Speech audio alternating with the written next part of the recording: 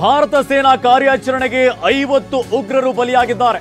Operation ಸಿಂಧೂರ್ಗೆ ಪತ್ರಗೊಟ್ಟಿರುವಂತಹ ಉಗ್ರರು ಪಹಲ್ಗಾಮ್ ದಾಳಿಗೆ ಸೇನೆಯಿಂದ ಪ್ರತೀಕಾರವನ್ನು ತೀರಿಸಿಕೊಳ್ಳಲಾಗಿದೆ. Surgical ಸ್ಟ್ರೈಕ್ಗೆ 50 ಉಗ್ರರು ಸಾವನ್ನಪ್ಪಿದ್ದಾರೆ. ಭಾರತ ಸೇನಾ ಕಾರ್ಯಾಚರಣೆಗೆ 50 ಉಗ್ರರು ಬಲಿಯಾಗಿದ್ದಾರೆ. ಆಪರೇಷನ್ ಸಿಂಧೂರ್ ಹೆಸರಿನಲ್ಲಿ ಆಪರೇಷನ್ ಮಾಡಲಾಗಿತ್ತು. ಉಗ್ರರ ನೆಲೆಗಳನ್ನು ಗುರಿಯಾಗಿಸಿ ದಾಳಿ ಮಾಡಲಾಗಿತ್ತು. ಈ ಒಂದು ಸರ್ಜಿಕಲ್ ಸ್ಟ್ರೈಕ್ಗೆ 50 ಉಗ್ರರು ಸಾವನ್ನಪ್ಪಿದ್ದಾರೆ. ಮತ್ತಷ್ಟು ಉಗ್ರರು ಸಾವನ್ನಪ್ಪಿರುವಂತಹ ಸಾಧ್ಯತೆ ಇದೆ. ಸದ್ಯಕ್ಕೆ ಬಂದಿರುವಂತಹ ಅಪ್ಡೇಟ್ಸ್ ಪ್ರಕಾರ 50 ಜನ ಉಗ್ರರು ಬಲಿಯಾಗಿದ್ದಾರೆ. ಪಾಕಿಸ್ತಾನ ಈಗ ಪತ್ರಗುಟ್ಟು ಹೋಗಿದೆ. ಪಹಲ್ಗಾಮ್ ದಾಳಿಗೆ ಪ್ರತೀಕಾರವನ್ನು ತೀರಿಸಿಕೊಳ್ಳುವಂತಹ ಕೆಲಸವನ್ನ ನಮ್ಮ ಸೇನೆ ಮಾಡ್ತಾ ಇದೆ.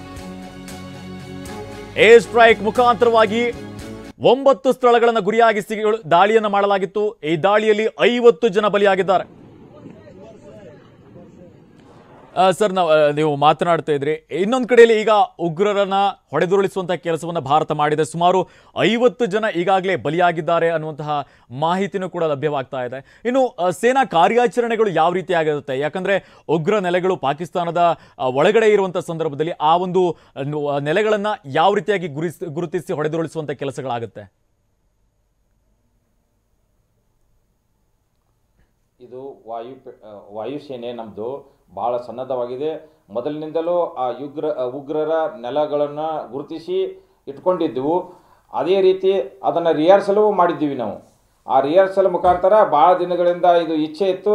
ಆ ಒಂದು ಸಂದರ್ಭ ಈಗ ಬಂದುಬಿಟ್ಟು ಇವತ್ತು ಅದರ ಮೇಲೆ ಉಗ್ರರ ನೆಲ ಸಮ ಮಾಡುವಂಥ ಒಂದು ಕೆಲಸವನ್ನು ವಾಯುಸೇನೆ ಮಾಡಿದೆ. ಇದೊಂದು ಭಾರತೀಯರಿಗೆ ಹೆಮ್ಮೆಯ ವಿಷಯ.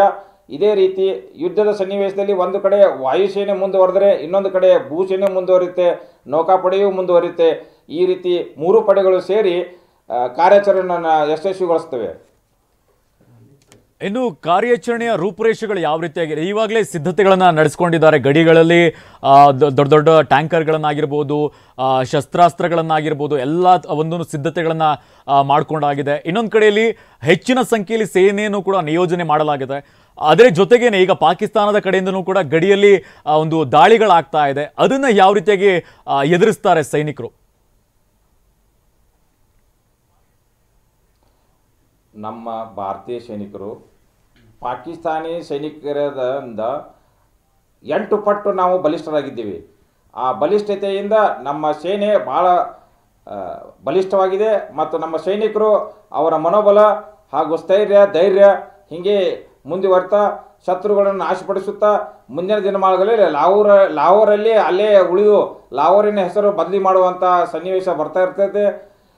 ಇದರ ಮುಖಾಂತರ ನಾವು ಪಾಕಿಸ್ತಾನಕ್ಕೆ ಹೇಳ ಬಯಸೋದೇನೆಂದರೆ, ಶಹಬಾಜ್ ಶರೀಫ್ ಅವರಿಗೆ ನೀವು ನೆಲ ಸಮ ಮಾಡಿ, ಇಲ್ಲವಾದರೆ ನಿಮ್ಮನ್ನ ಪಾಕಿಸ್ತಾನ ಈ ಮುಟ್ಟುಗೋಲು ಹಾಕಲಿಕ್ಕೆ ಭಾಳ ಸಮಯ ಇಲ್ಲ. ಲಾಹೋರ್ ಆಯಿತು, ಇಸ್ಲಾಮಾಬಾದ್ ಆಯಿತು, ಇವೆಲ್ಲ ನಮ್ಮ ಸಮೀಪವಾದಂಥ ಶಹರಗಳು. ಇವನ್ನು ನಾವು ವಶಪಡಿಸ್ಕೊಂಡು ಮುಂದಿನ ಇನ್ನೂ ಹೆಜ್ಜೆಯನ್ನು ಪೂರ್ತಿ ಪಾಕಿಸ್ತಾನವನ್ನು ನಮ್ಮ ಕಬ್ಜದಲ್ಲಿ ಇಟ್ಕೊಳ್ಳುವಂಥ ಮಾಡ್ತೀವಿ. ಮತ್ತು ಪಾಕ್ ಆಕ್ರಮಿತ ಕಾಶ್ಮೀರವನ್ನು ನಮ್ಮದೇ ಇರುತ್ತೆ, ಇನ್ನು ಮುಂದೆ ನಮ್ಮದೇನೇ ಇರುತ್ತೆ. ಇನ್ನು ಪಾಕ್ ಆಕ್ರಮಿತ ಕಾಶ್ಮೀರ ಏನಿದೆ ಅದು ಬೆಟ್ಟ ಗುಡ್ಡಗಳಿಂದ ತುಂಬಿರುವಂಥದ್ದು. ಪಾಕಿಸ್ತಾನಕ್ಕೆ ಎತ್ತರದಿಂದ ದಾಳಿ ಮಾಡೋದಕ್ಕೆ ಸಹಾಯ ಆಗುತ್ತೆ. ಈ ಸಂದರ್ಭದಲ್ಲಿ ಭೂಸೇನೆಯೂ ಕೂಡ ದಿಟ್ಟ ಉತ್ತರವನ್ನು ಕೊಡಬೇಕಾಗುತ್ತೆ. ಈ ಒಂದು ಕಾನ್ಸಿಕ್ವೆನ್ಸಸ್ನ ಯಾವ ರೀತಿಯಾಗಿ ಸೈನಿಕರು ಎದುರಿಸ್ತಾರೆ, ನಮ್ಮ ಭಾರತೀಯ ಸೈನಿಕರು? ನಮ್ಮ ಭಾರತೀಯ ಸೈನಿಕರು ಇದಕ್ಕೆ ಬಹಕುಬಿ ಪೂರ್ತಿ ವಿಶ್ವದಲ್ಲೇ ಅತಿ ಬೆಟ್ಟಗಳನ್ನು ಹೊಂದಿದಂಥ ನಮ್ಮ ಭೂಪ್ರದೇಶ ಭಾರತದಲ್ಲಿ ಬೆಟ್ಟಗುಡ್ಡಗಳು, ಪರ್ವತಗಳು, ಆನಂತರ ಮರುಭೂಮಿ, ಇಂಥ ಬೆಟ್ಟಗುಡ್ಡಗಳಲ್ಲಿ ಅತಿ ಹೆಚ್ಚಾಗಿ ನಾವು ಕಾರ್ಯಾಚರಣೆ ಯಶಸ್ಸುತ್ತೇವೆ. ಅದರಲ್ಲಿ ಸಕ್ಸಸ್ ಆಗುತ್ತೆ ನಮ್ಮ ಸೇನೆ. ಏಕೆಂದರೆ ಇದು ಯಾವಾಗ 1990ರಲ್ಲಿ ಉಗ್ರವಾದಗಳು ತಲೆ ಎತ್ತಿದ್ದವು, ಆವಾಗಿನಿಂದ ಇಲ್ಲಿವರೆಗೂ ನಮ್ಮ ಸೇನೆ ಪ್ರತಿ ಬಾರಿಗೂ ಬೆಟ್ಟ ಗುಡ್ಡಗಳಲ್ಲಿ, ಪರ್ವತಗಳಲ್ಲಿ ಇಂಥ ಅಭ್ಯಾಸ ಮಾಡ್ತಾ ಅವ್ರನ್ನ ಉಗ್ರರನ್ನು ಹೊಡೆಯುತ್ತಾ ಹಾಗೆ ಮುಂದುವರಿತಾ ಇರ್ತದೆ. Okay, thank you Ramesh Chougala sir, ನಮ್ಮ ಜೊತೆ ಮಾತನಾಡೋದಕ್ಕೆ. ಈ ಒಂದು ಯುದ್ಧದ ಕಾರ್ಮೋಡ ಕವಿದಿದೆ.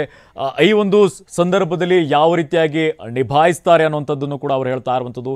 ಹಾಗೆಯೇ ಈಗಾಗಲೇ ಈ ಒಂದು ಏರ್ ಸ್ಟ್ರೈಕ್ಗೆ ಸುಮಾರು 50 ಜನ ಉಗ್ರರು ಸಾವನ್ನಪ್ಪಿದ್ದಾರೆ ಅನ್ನುವಂತಹ ಮಾಹಿತಿನೂ ಕೂಡ ಲಭ್ಯವಾಗ್ತಾ ಇದೆ. ಇನ್ನೊಂದು ಕಡೆಯಲ್ಲಿ ಇದಕ್ಕೆ ಸಂಬಂಧಪಟ್ಟಂತೆ ಅಮೆರಿಕ ಅಧ್ಯಕ್ಷ ಡೊನಾಲ್ಡ್ ಟ್ರಂಪ್ ಅವರು ಕೂಡ ಪ್ರತಿಕ್ರಿಯೆಯನ್ನು ನೀಡಿದ್ದಾರೆ. ಹಲವಾರು ಸಮಯದಿಂದನೂ ಕೂಡ ಇದೇ ರೀತಿಯಾಗಿ ನಡ್ಕೊಂಡು ಬರ್ತಾ ಇದೆ, ಇದಕ್ಕೆ ಉತ್ತರವನ್ನು ಕೊಡುವಂತಹ ಸಮಯ ಬಂದಿದೆ ಅನ್ನುವಂಥ ರೀತಿಯಲ್ಲಿ ಹೇಳಿಕೆಯನ್ನು ಕೊಟ್ಟಿರುವಂಥದ್ದು. ಇನ್ನೊಂದು ಕಡೆಯಲ್ಲಿ ಮೊದಲಿನಿಂದಲೂ ಭಾರತಕ್ಕೆ ಬೆಂಬಲವನ್ನು ಸೂಚಿಸುವಂಥ ಕೆಲಸವನ್ನು ಅಮೆರಿಕ ಮಾಡ್ತಾ ಇತ್ತು. ಹಾಗೆಯೇ ಹಲವಾರು ದೇಶಗಳು ಕೂಡ ಭಾರತದ ಪರವಾಗಿ ನಿಂತಿದೆ. ಯಾಕಂದರೆ ಭಯೋತ್ಪಾದಕ ನಿರ್ಮೂಲನೆ ಮಾಡಬೇಕು ಅನ್ನುವಂತಹ ರೀತಿಯಲ್ಲಿ ಎಲ್ಲ ದೇಶಗಳಿರುವಂಥದ್ದು. ಆದರೆ ಪಾಕ್ ಎಲ್ಲೋ ಒಂದು ಕಡೆಯಲ್ಲಿ ಭಯೋತ್ಪಾದಕರಿಗೆ ಪೋಷಿಸುವಂತಹ ಕೆಲಸವನ್ನು ಮಾಡ್ತಾ ಇತ್ತು. ISI ಆಗಿರ್ಬೋದು, ಜೈಷ್ ಎ ಮೊಹಮ್ಮದ್ ಆಗಿರ್ಬೋದು, ಎಲ್ಲ ಸಂಘಟನೆಗಳಿಗೆ ಪೋಷಿಸುವಂತಹ ಕೆಲಸವನ್ನು ಮಾಡ್ತಾ ಇದ್ರು, ಅದಕ್ಕೆ ಫಂಡಿಂಗ್ ಮಾಡುವಂಥ ಕೆಲಸವನ್ನು ಮಾಡ್ತಾ ಇದ್ರು, ಅದಕ್ಕೆ ತರಬೇತಿ ನೀಡುವಂತಹ ಕೆಲಸವನ್ನು ಮಾಡ್ತಾ ಇದ್ರು. ಈ ಒಂದು ಪ್ರದೇಶಗಳನ್ನು ಈಗ ಗುರಿಯಾಗಿಸಿಕೊಂಡು ಆಪರೇಷನ್ ಸಿಂಧೂರ್ ಹೆಸರಿನಲ್ಲಿ ಭಾರತ ಸೇನೆ ಏರ್ ಸ್ಟ್ರೈಕ್ ಅನ್ನು ನಡೆಸಿತ್ತು. ಇದರಲ್ಲಿ 50 ಜನ ಬಲಿಯಾಗಿದ್ದಾರೆ.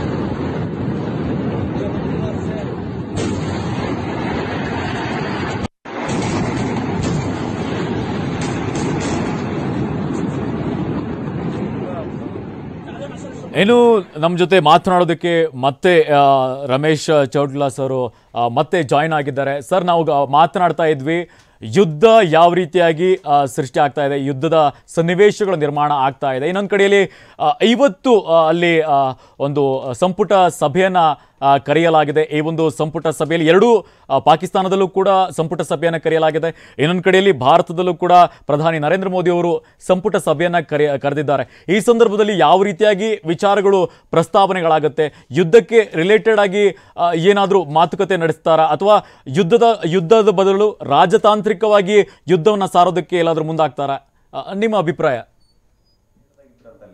ಈಗೇನು ಅಟ್ಯಾಕ್ ಆಗೈತಲ್ಲ, ಮತ್ತು ಅಲ್ಲಿ ಹೆಂಗಿರ್ತೈತಿ ಏನು ಅದ್ರ ಬಗ್ಗೆ ಸ್ವಲ್ಪ ಡೀಟೇಲ್ ಆಗಿ ಹೇಳ್ಕೊತ ಹೋಗ್ರಿ ಅಂತೀನಿ.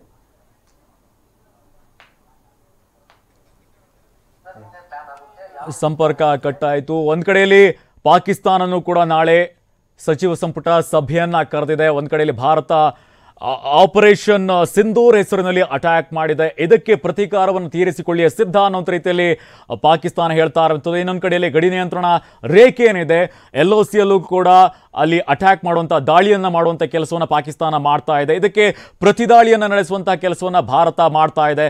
ಇದೇ ವೇಳೆಯಲ್ಲಿ ಇನ್ನು ಮಾಜಿ ಸುಬೇದಾರ್ ರಮೇಶ್ ಚೌಟ್ಲಾ ಸರ್ ನಮ್ಮ ಜೊತೆ ಮತ್ತೆ ಜಾಯ್ನ್ ಆಗಿದ್ದಾರೆ. ಸರ್, ನಮಸ್ತೆ. ನಮಸ್ಕಾರ ಸರ್. ಇವಾಗ ಭಾರತದಲ್ಲೂ ಕೂಡ ಒಂದು ಸಚಿವ ಸಂಪುಟ ಸಭೆಯನ್ನು ಕರೆಯಲಾಗಿದೆ. ಪ್ರಧಾನಿ ನರೇಂದ್ರ ಮೋದಿ ಅವರು ನಾಳೆ ನಡೆಯುವಂಥ ಸಭೆಯಲ್ಲಿ ಯಾವ ರೀತಿಯಾಗಿ ಯುದ್ಧದ ವಿಚಾರಕ್ಕೆ ಸಂಬಂಧಪಟ್ಟಂತೆ, ರಾಜತಾಂತ್ರಿಕ ಯುದ್ಧವನ್ನು ಸಾರುವಂಥ ಸಂಬಂಧಪಟ್ಟಂತೆ ಯಾವ ರೀತಿಯಾಗಿ ಚರ್ಚೆಗಳಾಗುವಂಥ ಸಾಧ್ಯತೆ ಇದೆ, ಎಷ್ಟು ಮಹತ್ವವನ್ನು ಪಡೆದುಕೊಂಡಿದೆ ನಾಳಿನ ಸಭೆ?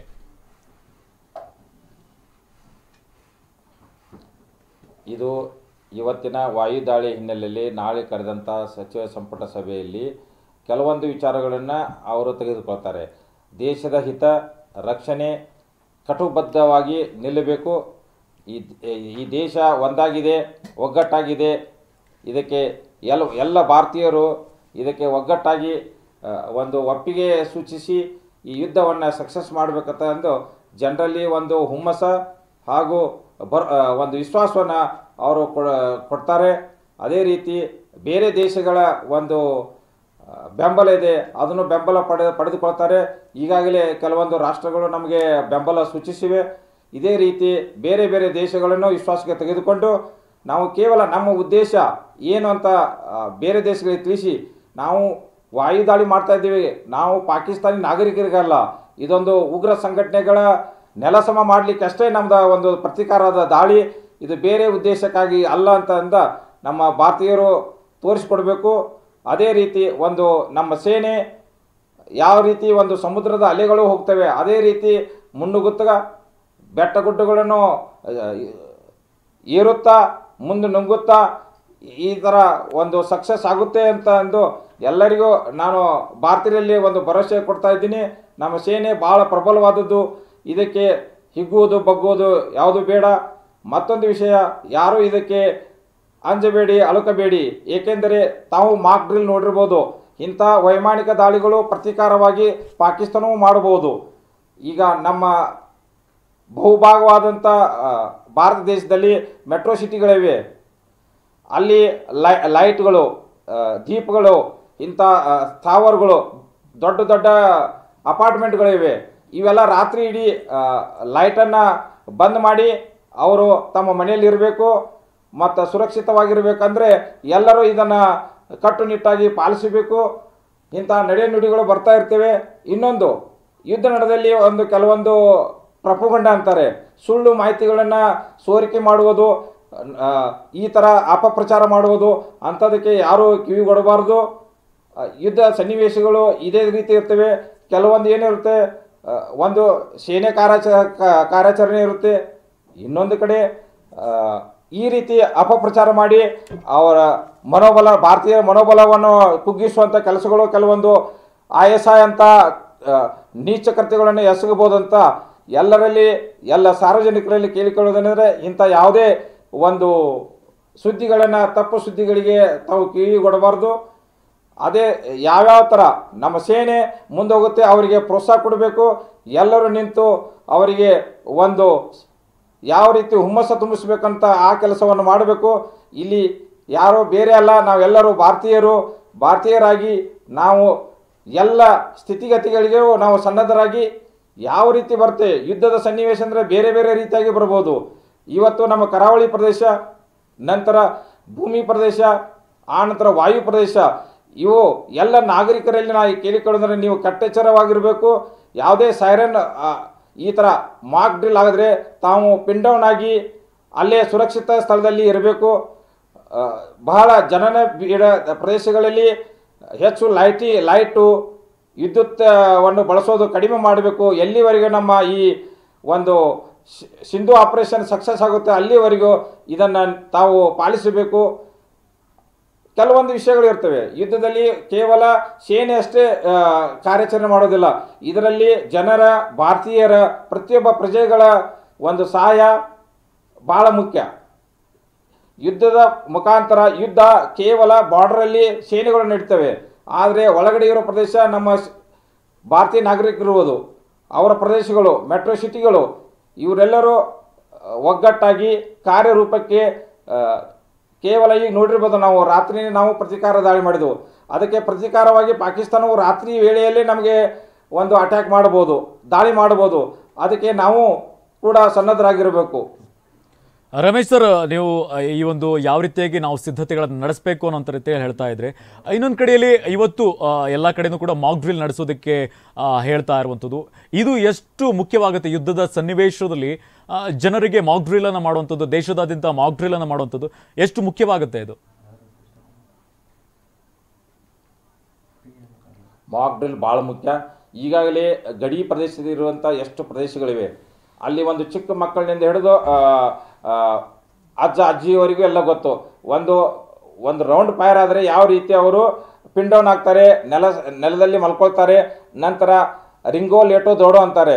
ಮೊದಲು ನೆಲದ ಸಮ ಮಲ್ಕೊಳ್ಳಿ, ಆ ನಂತರ ನಮ್ಮ ಬಾವುಗಳಿಂದ ಒಂದು ಸ್ವಲ್ಪ ಮುಂದೆ ನಡೆಯಿರಿ, ಆ ನಂತರ ಬಂಕರ್ ಹತ್ತ ಹೋಗಿ ಸುರಕ್ಷಿತ ಸ್ಥಳಕ್ಕೆ ತಲುಪಿ. ಅಲ್ಲಿ ಅಂಡರ್ಗ್ರೌಂಡ್ ಬಂಕರ್ಗಳಿವೆ. ನಮ್ಮ ಭಾರತ ದೇಶ ಈಗಾಗಲೇ ಅದನ್ನೆಲ್ಲ ಮೊದಲಿಂದಲೂ ತಯಾರಿದೆ. 1971ರ ಯುದ್ಧದ ನಂತರ ಅಲ್ಲಿ ನಾಗರಿಕ ಸುರಕ್ಷಿತ ಬಂಕರ್ಗಳು ಅಲ್ಲಿ ಇವೆ. ಅದೇ ರೀತಿ ನಾವು ಸಹ ಇಲ್ಲಿ ಕೇವಲ ಬಾರ್ಡ್ರಲ್ಲಿ ಮಾಡಿದರೆ ಆಗೋದಿಲ್ಲ, ಇಲ್ಲಿಯೂ ಸಹ ಈಗ ಮಾಡಿಫೈಡ್ ನೋಡಿ. ಈಗಿನ ಆಧುನಿಕ ಯುಗದಲ್ಲಿ ನಾವು ಅಪಾರ್ಟ್ಮೆಂಟ್ ಆಗಲಿ ಅಂಡರ್ಗ್ರೌಂಡ್ ಎಲ್ಲ ಮಾಡ್ತಾ ಇದ್ದೀವಿ ನಾವು. ಅಂಥ ಅಂಡರ್ಗ್ರೌಂಡ್ ಇದರಲ್ಲಿ ನಾವು ಸುರಕ್ಷಿತವಾಗಿ ಹೋಗಿ ಇದ್ದು ಅಲ್ಲಿ ನಾವು ಬಚಾವ್ ಮಾಡ್ಕೋಬೋದು, ನಾವು ಸುರಕ್ಷಿತವಾಗಿರ್ಬೋದು. ಇನ್ನು ರಮೇಶ್ ಸರ್, ಮೊನ್ನೆ ಪಹಲ್ಗಾಮ್ನಲ್ಲಿ ನಾವು ಗಮನಿಸಿದ್ದೀವಿ. ಈಗ ಎಸ್ ಹೇಳಿ ಹೇಳಿ ಹೇಳಿ. ಈಗ ಯುದ್ಧ ಸನ್ನಿವೇಶದಲ್ಲಿ ಏನಾಗುತ್ತೆ ಗೊತ್ತಾ, ಈ ಕೇವಲ ಸೇನೆ ಒಂದು ಅದು ಯುದ್ಧ ಮಾಡ್ತಾ ಇರುತ್ತೆ. ಆ ಸೇನೆ ಜೊತೆಗೆ ನಾವು ಸರ್ಕಾರವಾಗಲಿ, ಅರೆ ಸರ್ಕಾರ ವ್ಯವಸ್ಥೆಗಳಾಗಲಿ, NGO ಆಗಲಿ, ಸಂಘ ಸಂಸ್ಥೆಗಳಾಗಲಿ, ದೊಡ್ಡ ದೊಡ್ಡ ಉದ್ಯಮಿಗಳಿಗಾಗಲಿ, ಇವರೆಲ್ಲರೂ ನಿಂತು ಒಂದು ದೇಶಕ್ಕೆ ಸಹಾಯ ಬೆನ್ನೆಲುಬಾಗಿ ನಿಲ್ಲಬೇಕು. ಆ ನಂತರ ದೇಶದ ಒಂದು ಏನು ದಾಳಿ ಇದೆ ಆ ದಾಳಿಗೆ ಸಕ್ಸಸ್ ಆಗಲು ನಾವೆಲ್ಲರೂ ಸಹಾಯ ಮಾಡಬೇಕು. ಈ ಯುದ್ಧ ಸನ್ನಿವೇಶದಲ್ಲಿ ಇದು ಒಂದು ಕೂಡ ಒಂದು ಭಾಗವಾಗುತ್ತೆ. ಅದೇ ರೀತಿ ತಾವು ಕೇಳಿರುವ ಹಾಗೆ ಯುದ್ಧದಲ್ಲಿ ಬೆಟ್ಟ ಗುಡ್ಡಗಳು ಯಾವ ರೀತಿ ಇದು ಮಾಡುತ್ತಾರಂತ ನಮ್ಮ ಸೇನೆ ಅದನ್ನು ನಿರಂತರವಾಗಿ ಅಭ್ಯಾಸ ಮಾಡಿರುತ್ತೆ. ಇದೇ ರೀತಿ ಬೇರೆ ದೇಶಗಳಿಗೂ ನಾವು ಸಮರಾಭ್ಯಾಸವನ್ನು ಕಲಿಸಿದ್ದೀವಿ ಮತ್ತು ಸಮರಾಭ್ಯಾಸವನ್ನು ಮಾಡಿದ್ದೀವಿ. ಅದಕ್ಕೆ ಭಾಳ ನಾವು ನಿಪುಣರಾಗಿದ್ದೇವಂತ. ಈ ಯುದ್ಧಕ್ಕೆ ಭಾಳ ಇದೊಂದು ಕೇವಲ ಒಂದು ಸಣ್ಣ ಪುಟ್ಟ ಇದು ವಾಯುದ ನಡೆದಿಲ್ಲ, ಒಂದು ಸಣ್ಣ ಇದು ಇಂಥ ದೊಡ್ಡ ಇನ್ನೂ ಕೃತ್ಯಗಳನ್ನು ಇನ್ನೂ ಪ್ರತಿ ದಾಳಿಗಳನ್ನು ಮಾಡಬೇಕಾಗುತ್ತೆ. ಅದಕ್ಕೆ ಪಾಕಿಸ್ತಾನ ತಕ್ಕ ಶಾಸ್ತಿ ಅನುಭವಿಸಬೇಕಾಗುತ್ತೆ. ಅದಕ್ಕೆ ನಾನು ಪಾಕಿಸ್ತಾನಕ್ಕೆ ಹೇಳಿ ಬಯಸೋದು ಏನೆಂದರೆ, ನೀವು ಕೇವಲ ನೀವೇ ನೆಲಸಮ ಮಾಡಿ, ಇಲ್ಲಾಂದ್ರೆ ನಮಗೂ ಬಿಡಿ, ನಾವು ನೆಲಸಮ ಮಾಡಿ ನಿಮ್ಗೆ ತೋರಿಸ್ತೀವಿ ನಿಮ್ಮ ಉಗ್ರವಾದಿ ಸಂಘಟನೆಗಳ ಶಿಬಿರಗಳನ್ನು, ಮಾಸ್ಟರ್ ಮೈಂಡ್ಗಳನ್ನು ಯಾವಾಗ ಸದ್ದು ಬಡಿಬೇಕನ್ನೋದು ನಮಗೂ ಗೊತ್ತಿದೆ. ಇನ್ನು ರಮೇಶ್, ನಾವು ಗಮನಿಸಿದ್ದೇವೆ ಪಹಲ್ಗಾಮ್ ದಾಳಿಯಲ್ಲಿ ಏನು ಕೆಲವು ದಿನಗಳ ಹಿಂದಷ್ಟೇ ಮದುವೆ ಆದಂತಹ ನವ ವಿವಾಹಿತೆಯರನ್ನ ಅವರ ಒಂದು ಗಂಡಂದಿರನ್ನ ಕೊಲ್ಲುವಂತಹ ಕೆಲಸವನ್ನು ಮಾಡಿದ್ರು. ಈಗ ಭಾರತೀಯ ಈ ಒಂದು ಆಪರೇಷನ್ಗೂ ಕೂಡ ಆಪರೇಷನ್ ಸಿಂಧೂರ್ ಅಂತ ಹೆಸರಿಟ್ಟಿದ್ದಾರೆ. ಏನು ಕುಂಕುಮವನ್ನು ಕಿತ್ತುಕೊಂಡಿದ್ರು ಅದನ್ನ ಅಂಥವ್ರನ್ನ ಬಗ್ಗು ಬಡಿಯುವಂಥ ಕೆಲಸವನ್ನ ಮಾಡ್ತಾ ಇದೆ. ಏನು ಹೇಳ್ತೀರಾ ಇದಕ್ಕೆ? ನೋಡಿ, 22 ಏಪ್ರಿಲ್ ಏನು ಒಂದು ಬೈಸ್ರನ್ ಉಗ್ರರ ದಾಳಿ ನಡೀತು, ಅದೇ ಪ್ರತೀಕಾರವಾಗಿ ಆ ಒಂದು 26 ಜನರನ್ನು ನರಮೇಧವನ್ನು ಮಾಡಿತ್ತು ಈ ಪಾಕಿಸ್ತಾನದ ಉಗ್ರ ಸಂಘಟನೆಗಳು. ಅದಕ್ಕೆ ಪ್ರತ್ಯುತ್ತರವಾಗಿ ಯಾವ ರೀತಿ ಒಂದು ಜೋಡಿ ಹನಿಮೂನ್ಗಾಗಿ ಬಂದವರು ಅವರನ್ನು ಒಂದು ಹೆಣ್ಣಿನ ಮುಂದೆ, ಒಂದು ಮಹಿಳೆಯ ಮುಂದೆ ತನ್ನ ಗಂಡನನ್ನು ಒಂದು ಜಾತಿ ವಿಚಾರವಾಗಿ ಕೇಳಿ ಅವನನ್ನು ಅಲ್ಲೇ ಕೊಂದು ಹಾಕಿತ್ತು. ಆಕೆಯ ಒಂದು ಸಿಂಧೂರಿನ ಪ್ರಶ್ನೆಗಾಗಿ ಇದನ್ನು ಆ ಆಪರೇಷನ್ ಹೆಸರಿಡಲಾಗಿದೆ ಸಿಂಧೂರ್ ಅಂತ. ಇದು ಆ ಸಿಂಧೂರನ್ನು ಇನ್ನೂ ಸಕ್ಸಸ್ ಮಾಡಿ ಪ್ರತಿದಾಳಿ ಮಾಡಿ ಆ ಸಿಂಧೂರಿಗೆ ಅವರಿಗೆ ಒಂದು ಆ ಮಹಿಳೆಗೆ, ನೊಂದ ಮಹಿಳೆಗೆ ಒಂದು ಸಾಂತ್ವನ ಹೇಳುವಂಥ ಕೆಲಸವನ್ನು ಭಾರತೀಯ ಸೇನೆ ಮಾಡ್ತಾ ಇದೆ, ಇನ್ನು ಮುಂದೆ ಮಾಡ್ತಾ ಇರುತ್ತೆ. ಇನ್ನು ಇವಾಗ ಭಾರತ ಆಪರೇಷನ್ ಸಿಂಧೂರ್ ಅಂತ ಮಾಡಿದೆ. ಸುಮಾರು 9 ಕಡೆ ಪಾಕಿಸ್ತಾನದಲ್ಲಿ ಅಟ್ಯಾಕ್ ಮಾಡುವಂಥ ಕೆಲಸವನ್ನು ಮಾಡಿದೆ. ಈಗ ಯುದ್ಧದ ಸನ್ನಿವೇಶಗಳನ್ನು ಬಂದಂಥ ಸಂದರ್ಭದಲ್ಲಿ, ಪಾಕಿಸ್ತಾನ ಎಲ್ಲಾದರೂ ದಾಳಿ ಮಾಡಿದಂಥ ಸಂದರ್ಭದಲ್ಲಿ ಯುದ್ಧದ ಸನ್ನಿವೇಶಗಳು ಯಾವ ರೀತಿಯಾಗಿರುತ್ತೆ? ಸಾಧಕ ಬಾಧಕಗಳು ನಮಗೆ ಏನೆಲ್ಲ ಇರುತ್ತೆ? ನೋಡಿ, ನಾವು ಈಗಾಗಲೇ ನಮ್ಮ ಭಾರತೀಯ ಸೇನೆ ಸರ್ವಸನ್ನದ್ಧವಾಗಿದೆ. ಯಾವುದು ಸಾಧಕಗಳು ಹೆಚ್ಚಿವೆ, ಬಾಧಕಗಳು ಕಡಿಮೆ ಇವೆ. ನಮಗೆ ಯಾಕಂದ್ರೆ ನಾವೆಲ್ಲ ಸಾಧಿಸಿದವರೇ. ನಾವು ಭಾಳ ಸಲ ಈ ಥರ ಒಂದು ಸನ್ನಿವೇಶನ ನಾವು ರಿಹರ್ಸಲ್ ಮಾಡಿದ್ದೀವಿ ಮತ್ತು ಕಾಶ್ಮೀರ ಕಣಿವೆಯಲ್ಲಿ ನಾವು ಇದನ್ನು ಸತತವಾಗಿ ಅನುಭವಿಸ್ತಾ ಇದ್ದೀವಿ. ನಾವು ಇದೊಂದು ಹೊಸದೇನಲ್ಲ, ನಮಗೆ ಇದು ಹಳೆಯದೇ. ಇದು ಅವರಿಗೆ ಹೊಸದಾಗಿರ್ಬೋದು, ನಮಗೆ ಹಳೆಯದು ಇದು.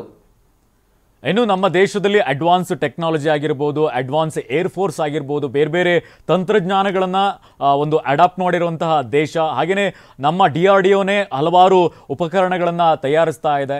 ಈ ಸಂದರ್ಭದಲ್ಲಿ ನಮ್ಮ ಒಂದು ಒಂದು ಎಫರ್ಟ್ ಅಥವಾ ನಮ್ಮ ಒಂದು ಯುದ್ಧದ ಸನ್ನಿವೇಶ ಬಂದಂಥ ಸಂದರ್ಭದಲ್ಲಿ ಭಾರತದ ಉತ್ತರ ಯಾವ ರೀತಿಯಾಗಿ ಇರ್ಬೋದು?